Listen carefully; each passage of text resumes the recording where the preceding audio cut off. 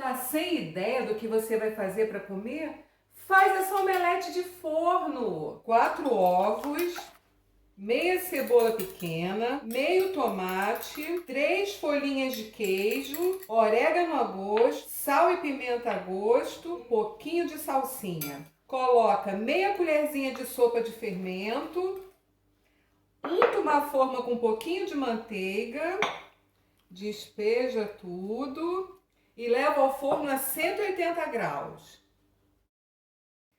Olha que lindo!